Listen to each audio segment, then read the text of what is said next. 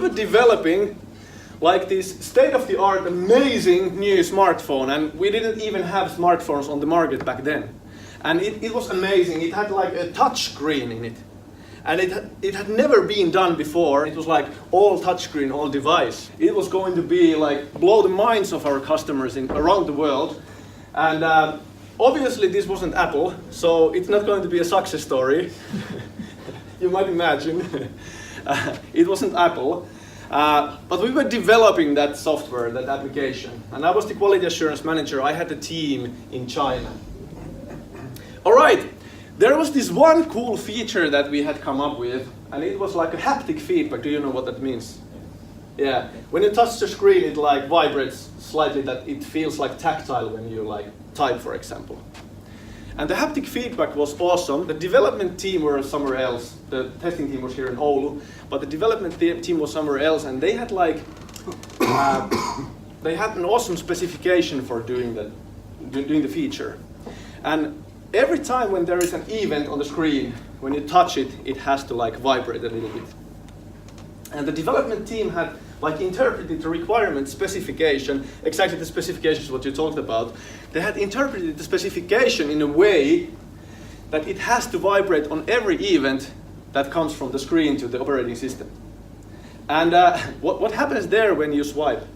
There's going to be multiple events. And when you pinch zoom, it's going to be multiple events.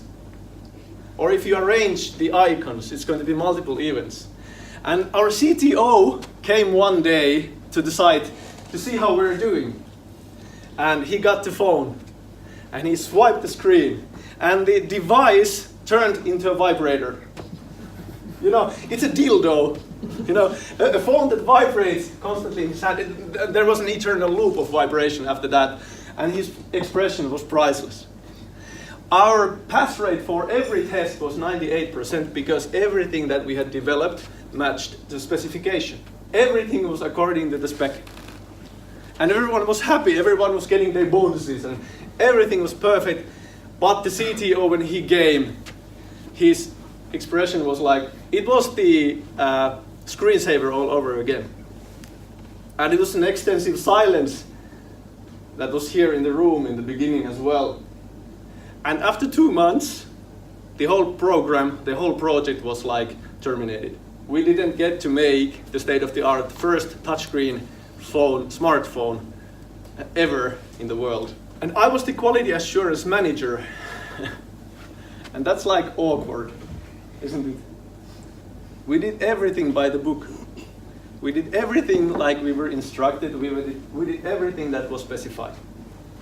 And it didn't work out. So what I learned from this project is that thinking about quality assurance, I don't actually have any control over the specification. Do I have control over the schedule of the project? No? Yeah, exactly. Do I have any control over the budget or the resourcing of the project?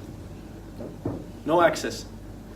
So if we're thinking about all the aspects of quality, schedule, you know, the source code, releasing, anything that has something to do with the actual quality of the product, I don't have any control over it.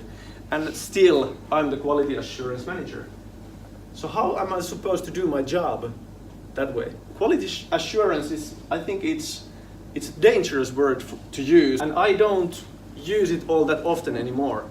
Because if I'm supposed to be a quality assurance specialist, how am I going to do it if I don't have any control over any aspect of the quality?